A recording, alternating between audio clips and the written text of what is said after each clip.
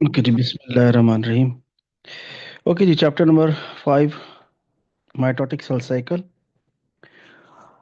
इस चैप्टर में first of all, according to the learning outcomes of the syllabus of Cambridge, what is the need for cell division. आखिर cell division की ज़रूरत ही क्यों है? क्योंकि ये पूरा चैप्टर जो है ये हमें एक्सप्लेन करेगा, हमें इंफॉर्मेशन देगा कि आखिर सेल डिवीजन क्या होती है, और technically mitosis type of cell division क्या है, क्यों होती है और किन जगहों पर होती है, इसके एरर्स क्या हैं, इसके बेनिफिट्स क्या हैं।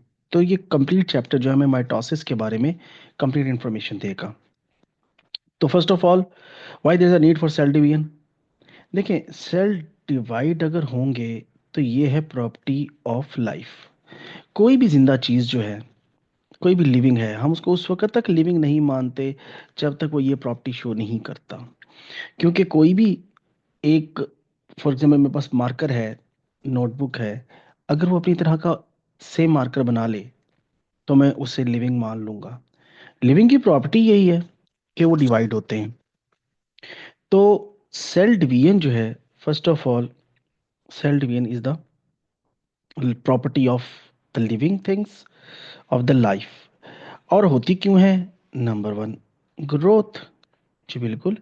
यहाँ पे आप देख रहे हैं कि जो आपके गट के सेल्स हैं, लीवर है, हार्ट है, नर्व है, ब्लड है, मसल है, तो जब आप पैदा हुए थे उस वक़्त और अब मौजूदा, क्या आपके जो मसल्स हैं उनका साइज़ वही है? क्या आपके लीवर का साइज़ वही है? क्या आपके हार्ट का साइज़ वही है? नहीं। क्या आपका डाइजेस्ट सिस्टम उतना ही छोटा है? नहीं।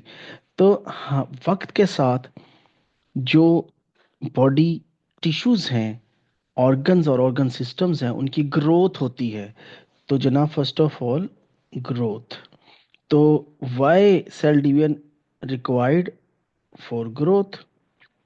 ग्रोथ होनी है लिविंग ऑर्गन्स की, प्लांट्स हो या एनिमल्स हो। Second, development. डेवलपमेंट का मतलब है ना सिर्फ बड़े हों बल्कि उनकी स्पेशलाइजेशन भी हो, वो फंक्शंस भी बेहतर कर सकें। Repair and replacement. Repair and replacement, बिल्कुल। हर 4 महीने बाद, 120 डेज के बाद, आपके ब्लड सेल्स जो हैं वो रिप्लेस हो जाते हैं। उनकी जगह नए रेड ब्लड सेल्स आ जाते हैं। पुराने रेड ब्लड सेल्स खत्म हो जाते हैं। तो वो नए कैसे बनते हैं? वो नए बनते हैं चूंकि मौजूद हैं हमारे बोन मैरो में कुछ स्टेम सेल्स। इनकी डिटेल हमने पढ़नी है इस चैप्टर में। तो स्टेम सेल्स की वजह से हमारे ब्लड सेल्स जो हैं वो बनते हैं। ठीक है, नए बनते हैं, इसे रिप्लेसमेंट कहेंगे। ठीक है। रिपेयर में आपके न्यूरॉन्स रिपेयर होते हैं। ठीक है। आपके लीवर के टिश्यूज जो हैं वो रिपेयर होते हैं। अगर कहीं चोट लग जाए आपकी स्किन में, ठीक है, और वो स्किन का उतना एरिया ख़त्म हो जाए, तो नए स्किन सेल्स बनकर आपकी स्किन, स्किन आपका एक ऑर्गन है, तो आपकी स्किन जो है वो रिपेयर हो जाती है। तो जनाब, इसलिए हम ये कहते हैं कि जो रिपेयरिंग है वो भी सेल डिवीजन की वजह से है। रिप्लेसमेंट भी सेल डिवीजन की वजह से है। ग्रोथ का मतलब है इरिवर्सिबल इंक्रीज इन साइज। आपके जिस्म का हो, बॉडी का हो, ऑर्गन का हो, हड्डियों का हो, वो जो इंक्रीज इन साइज हुआ है, रिवर्सिबल वो ग्रोथ है, वो भी हो रही है, प्लांट्स में भी हो रही है, नए सेल्स बन रहे हैं। इंटरेस्टिंग बात यह है कि स्किन की जगह जो नया सेल बनेगा वो स्किन का ही बनेगा। They are genetically identical. Mitosis में जेनेटिकल आइडेंटिकल बनेंगे। और अगर लीवर का सेल डैमेज हुआ है तो नए सेल्स जो बनेंगे माइटोसिस से, सेल डिवीजन से, वो लीवर के ही बनेंगे। ठीक है। अब ये जो सेल डिवीजन है, इसमें सबसे इम्पोर्टेंट रोल है हमारे जेनेटिक मटेरियल का। ठीक है। और जेनेटिक मटेरियल जो है उसमें इम्पोर्टेंट रोल है हमारे क्रोमोसोम्स का। तो जनाब, अब मैं जो स्टार्ट करूंगा पहले क्रोमोसोम के स्ट्रक्चर से, कि आखिर क्रोमोसोम का स्ट्रक्चर है कैसा, कैसा बनता है, और उसकी क्या क्या स्टेजेस हैं, ये हमने ये डिस्कस करना है। तो मैं नेक्स्ट पेज ऐड कर रहा हूँ। और नेक्स्ट पेज पर मैं टॉपिक जो है वो लिख रहा हूँ का स्ट्रक्चर ऑफ क्रोमोसोम। ठीक है जी, ये आ गया हमारा टॉपिक, स्ट्रक्चर ऑफ क्रोमोसोम। और साथ ही मैं एक डायग्राम भी ऐड करूंगा, और उस डायग्राम की मदद से जो है हम बड़ी आसानी के साथ समझ जाएंगे कि जो स्ट्रक्चर है वो आखिर बनता किस तरीके से, उसकी डिटेल भी हमने इसमें डिस्कस करनी है। ये जनाब, ये आ गया आपके सामने डायग्राम। डायग्राम आपको विजिबल है जी प्रॉपरली? जी सर। डन हो गया। ओके, चुक। इसके साथ ही मैं एक और डायग्राम भी ऐड कर रहा हूँ इनिशियली। ये डायग्राम यहाँ और ये डायग्राम यहाँ। ठीक हो गया जी। Let's start. देखिए जी, फर्स्ट ऑफ ऑल हमें पता है all the living cells, all the living things are made up of cell. हर सेल में न्यूक्लियस होता है, और न्यूक्लियस के अंदर होते हैं क्रोमोसोम्स। अच्छा, क्रोमोसोम्स जो हैं, chromosomes are made up of two material. एक है डीएनए और दूसरा है प्रोटीन जिसका नाम है हिस्टोन।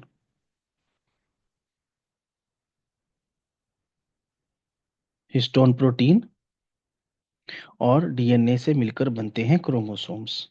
पहली बात, ठीक हो गया।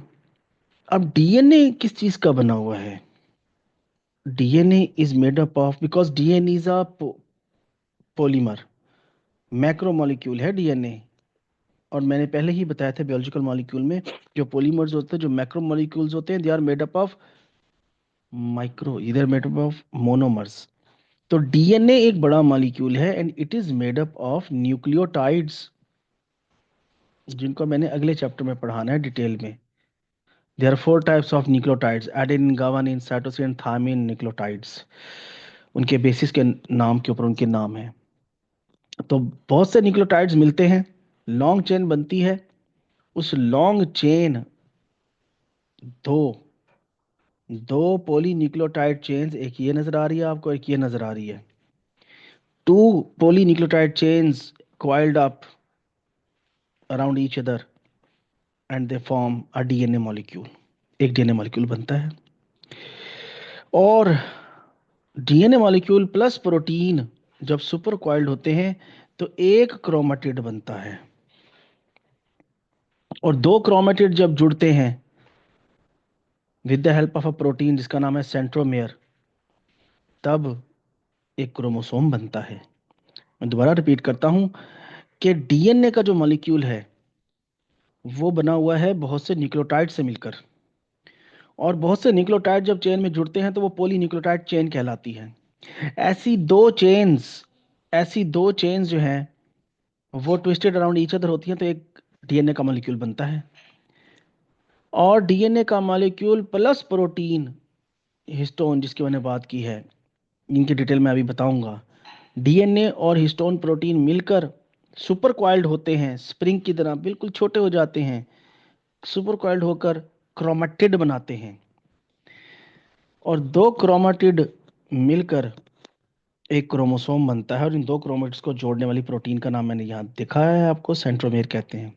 तो इसका मतलब ये हुआ कि अगर हम ये कहें कि एक क्रोमोसोम में कितने क्रोमेटिड्स हैं, तो पता चलेगा कि एक क्रोमोसोम में दो क्रोमेटिड्स हैं। एक क्रोमेटिड से ये है और एक क्रोमेटिड ये है। और अगर ये क्वेश्चन किया जाए कि एक क्रोमोसोम में डीएनए मॉलिक्यूल कितने हैं, तो भी यही आंसर होगा, दो डीएनए मॉलिक्यूल, क्योंकि हर क्रोमेटिड एक डीएनए मॉलिक्यूल से बना हुआ है। तो दो क्रोमेटिड, दो डीएनए मॉलिक्यूल्स। और इन दोनों क्रोमेटिड्स को जोड़ रही है सेंट्रोमेयर प्रोटीन। ठीक है, अभी मैं टीलोमर्स की बात नहीं करूंगा, ये हमारा अगला टॉपिक होगा। तो क्रोमोसोम जो है, जो यहाँ पर आपके सामने है, इस क्रोमोसोम की कंस्ट्रक्शन में इन्वॉल्व है डीएनए और प्रोटीन। चलें, अब हमें पहली बुनियादी बात तो ये समझ में आ गई कि जो स्ट्रक्चर ऑफ क्रोमोसोम है, बेसिकली क्रोमोसोम्स जो हैं, इनमें डीएनए का जो मटेरियल है थ्रेड लाइक, ठीक है, वो लीनियर है। ये भी याद रखिएगा, लीनियर है। ओके। और हिस्टोन प्रोटीन के साथ मिलकर क्रोमेटिड्स बने हुए हैं, और दो क्रोमेटिड्स मिलकर एक क्रोमोसोम बना हुआ है। इसको नाम क्रोमोसोम दिया क्यों? क्योंकि क्रोमो का मतलब है कलर्ड एंड सोमा का मतलब है बॉडीज। हमने जब भी ऑर्गेनिजम्स के क्रोमोसोम्स को देखना चाहा, तो हमें उन्हें स्टेन करके देखना पड़ा। और हैरानगी की बात यह कि हर क्रोमोसोम डिफरेंट स्टेन या कलर से स्टेन होता है, और ये मुख्तलिफ रंगों के नजर आते हैं। सो दैट्स वाई इन्हें क्रोमा, मुख्तलिफ रंगों वाले बॉडीज कहा गया, क्रोमोसोम्स। और इसी में ही आपको इस डायग्राम में भी नजर आ रहा होगा, और हम अगले चैप्टर में डिटेल में पढ़ेंगे भी, कि a small segment or piece of DNA molecule which carry the information for one protein is called gene। तो हर जो डीएनए का मॉलिक्यूल है, हर क्रोमेटिड जो है, उसमें हजारों प्रोटीन्स बनाने की इंफॉर्मेशन है, उन्हें हम जीन्स कहते हैं। ठीक है। और ह्यूमन में कितने क्रोमोसोम्स हैं जी? 46 क्रोमोसोम हैं। तो क्रोमोसोम्स का जो तादाद है इसकी, वो हर स्पीशी में डिफरेंट है। ह्यूमन का क्रोमोसोम नंबर 46 है, ऑनियन का 16 है, फ्रॉग का 26 है।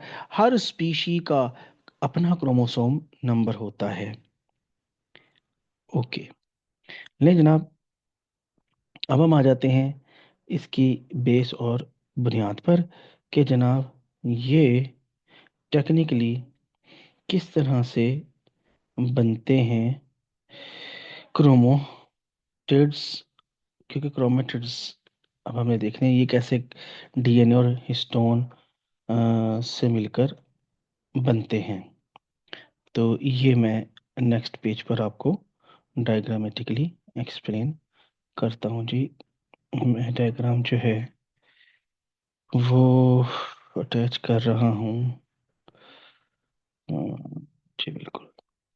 हम्म, हाँ ये मुझे बेटर है। ये जी ठीक हो गया। चलें जी, मैं अब नेक्स्ट पेज पे जा रहा हूँ। पेज ऐड, और यहाँ पर मैंने उसी डायग्राम को मज़ीद डिटेल में यहाँ पर शो कर दिया। हाँ जी, डायग्राम आपको विजिबल हो गई? Yes sir. ओके, लीजिए अब स्टार्ट करते हैं, और इसको हम कलर कर लेते हैं ग्रीन। देखें भाई, जो पहला काम होता है ना क्रोमोसोम के बनने में, पहले तो डीएनए का मॉलिक्यूल तैयार होता है। वो मैंने आपको बताया डबल स्ट्रैंडेड है, हो गया। डीएनए के मॉलिक्यूल की तैयारी के बाद अगला स्टेप ये होता है कि 8 हिस्टोन प्रोटीन मॉलिक्यूल्स, ये आपके सामने हैं, ये नजर आ रहे हैं आपको। ये 8 हैं, चार आगे चार पीछे। 8 हिस्टोन प्रोटीन मॉलिक्यूल्स जो हैं, ये टाइटली कॉइल्ड होते हैं लीनियर डीएनए की मदद से। और ये जो एक यूनिट बनता है, जो डीएनए इनके इर्द गिर्द रैप अप हुआ है, 8 हिस्टोन प्रोटीन मॉलिक्यूल्स को उसने रैप अप कर दिया है, बांध लिया है। इसका नाम है न्यूक्लियोसोम। ये लिखा हुआ भी है, न्यूक्लियोसोम स्ट्रक्चर। ये एक न्यूक्लियोसोम बन गया। ठीक है। अब ये जो डीएनए का मॉलिक्यूल, इसमें जो लेंथ इस्तेमाल हुई है, कि इतनी लेंथ का डीएनए का पीस लगा है, वो है 147 base pair. 147 base pair. Base pair का मतलब क्या है? देखो भाई, डीएनए का मॉलिक्यूल होता है डबल हेलिकल इस तरह से, ठीक है। तो आमने सामने जो है ना, वो न्यूक्लियोटाइड्स होते हैं, ए के सामने टी, जी के सामने सी। तो 147 बेस पेयर का मतलब है कि ये एक पेयर है, एक ये पेयर है।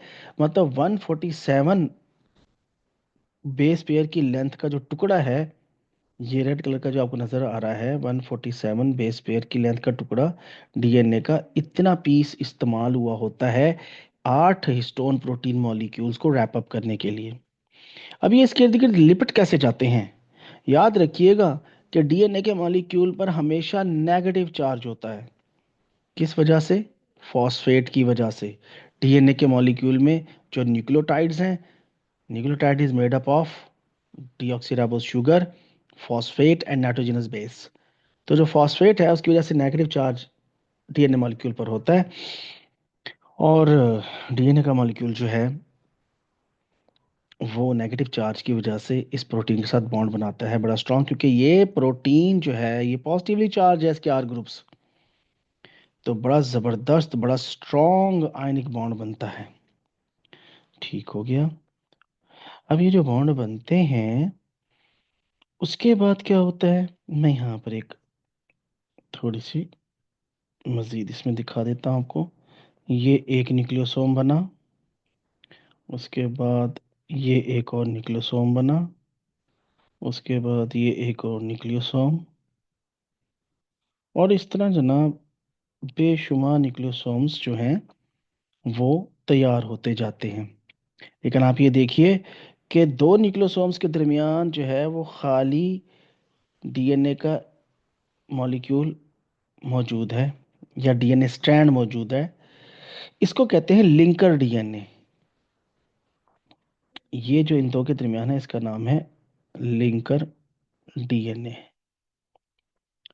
अच्छा जी। अब लिंकर डीएनए जो है, इसका क्या फ़ायदा है, ये भी आपको बताएंगे। मैं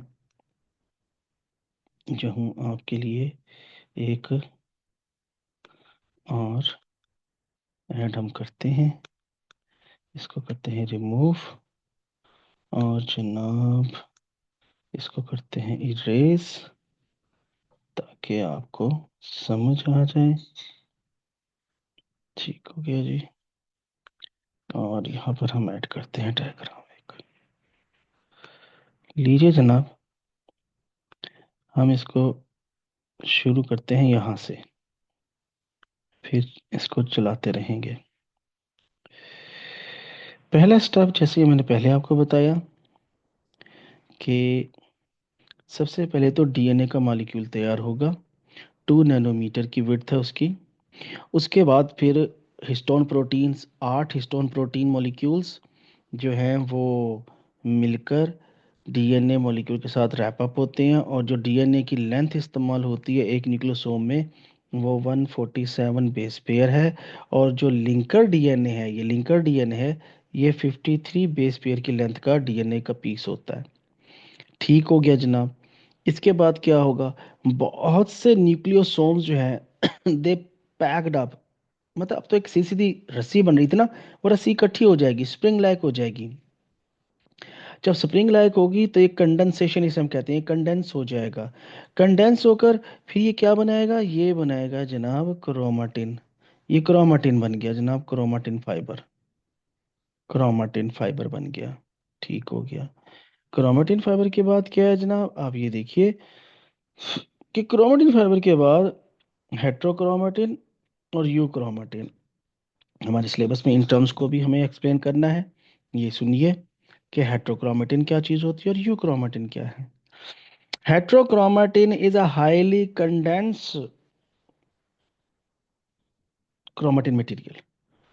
हाईली कंडेंस है, इतना ज़्यादा सुपर कॉइल्ड है कि हेट्रोक्रोमेटिन जो है वो मोस्टली इनएक्टिव होता है। इनएक्टिव का मतलब क्या है? इनएक्टिव का मतलब ये है जनाब कि इतना सुपर कॉइल्ड होता है हेट्रोक्रोमेटिन वाला एरिया किसी भी क्रोमोसोम में, जो कि ओपन ही नहीं होता, वो इंफॉर्मेशन रीडेबल ही नहीं होती। हाँ, किसी भी क्रोमोसोम में यू क्रोमेटिन वाला एरिया, उसमें भी डीएनए है, न्यूक्लियोसोम्स हैं, लेकिन वो जरा लूज है। यू क्रोमेटिन वाला जरा लूज है क्रोमेटिन मटेरियल, और वो रीडेबल है, और उसकी जो है ना प्रोटीन्स बनती हैं। हेट्रोक्रोमेटिन किसी का ओपन हो भी जाता होगा, तो उनमें आम इंसानों से ज़्यादा सलाहियतें होंगी, क्योंकि इनकी इन्फॉर्मेशन आमतौर पर बड़ी इंपॉर्टेंट होती, खुलती नहीं है, जिसकी खुलती है वो फिर एक्स्ट्रा ऑर्डिनरी होंगे। उसके बाद आ जाइए जनाब, कि अब जो कुछ हेट्रोक्रोमेटिन और यूक्रोमेटिन दोनों तरीके से ये कंडेंसेशन हुई है, वो फिर बना है एक क्रोमेटिड। अब एक क्रोमेटिड के अंदर ना आपको कुछ एरियाज में लाइनें आपको ऐसे डार्क नज़र आ रही होंगी। मैं कलर चेंज करता हूँ ताकि आपको विजिबिलिटी आए। ये कुछ एरिया में ना डार्क लाइंस आपको नज़र आ रही हैं। जितनी भी लाइनें आपको डार्क नज़र आ रही है ना, ये है हेट्रोक्रोमेटिन वाला एरिया। और जो हल्का नीले रंग वाला एरिया है वो है यूक्रोमेटिन वाला एरिया। तो अब जो कंप्लीट क्रोमोसोम है, it is made up of two chromatids. उसे लेबल भी किया हुआ है, दो क्रोमाटिड से मिलकर बना है। हर क्रोमाटिड जो है वो हेट्रो यू क्रोमेटिन का कॉम्बिनेशन है। और हेट्रो यू क्रोमेटिन कैसे बने हैं? बहुत से न्यूक्लियोसोम्स की कंडेंसेशन से। न्यूक्लियोसोम कैसे बने हैं? 8 histone protein molecules, 147 base pairs के डीएनए की स्ट्रैंड की लेंथ का टुकड़ा जो है उसके इर्द गिर्द लिपटा है, तो एक न्यूक्लियोसोम बना है। और इन दोनों को जोड़ने वाली प्रोटीन का नाम है सेंट्रोमियर। ठीक हो गया जी। तो सर मेरे क्वेश्चन है एक दो, मैं जी पूछूं? जी, बिल्कुल पूछें, दबा के पूछें। सर अब ये तो बात समझ में आ रही है कि क्रोमोसोम जो है जेनेटिक इंफॉर्मेशन रखता है, मगर ये हिस्टोन प्रोटीन के अराउंड रैप क्यों हो रहा है? वजह क्या है इसकी रैप होने की, डीएनए देखो, की? अच्छा बिल्कुल ठीक कह रहे हैं आप। देखें भाई, बात यह है कि जो जेनेटिक मटेरियल है ना हमारा, उस जेनेटिक मटेरियल की प्रोटेक्शन भी तो करनी है। ठीक है? अगर जी। ये लूजली पड़ा रहेगा, ओके, इसके स्ट्रक्चर को स्टेबिलिटी नहीं मिलेगी। और हमारे अपने न्यूक्लियस के अंदर भी बहुत से इंजाइम्स जो हैं वो मौजूद होते हैं। वो क्या करेंगे कि वो न्यूक्लियस इंजाइम्स इस डीएनए मॉलिक्यूल को दरमियान दरमियान से ब्रेक करते रहेंगे। ठीक है? स्टेबिलिटी के लिए प्रोटीन के इर्द गिर्द जुड़कर ये एक कंडेंसेशन का प्रोसेस हुआ है, ताकि क्रोमोसोम बेसिकली तो अपनी शेप में तब आता है जब माइटोसिस होती है और प्रोफेज होती है। आम हालात में एक नॉर्मल सेल जो है वो जब काम कर रहा होता है, फंक्शन कर रहा होता है, तो फिर वो क्रोमेटिन मटेरियल की फॉर्म में होता है, फिर वो इस फॉर्म में होता है, इस फॉर्म में होता है। वो क्रोमोसोम की फॉर्म में होता ही नहीं। लेकिन फिर भी हिस्टोन प्रोटीन्स मौजूद होते हैं, जिसकी वजह से वो टुकड़े टुकड़े होकर बिखरता नहीं है। ठीक है ना? तो अच्छा। इसकी स्टेबिलिटी के लिए जो एग्जैक्टली। है, जी। जी, स्टेबिलिटी के लिए आप जो कह रहे है, थे stability। जी बिल्कुल, इसकी जो है वो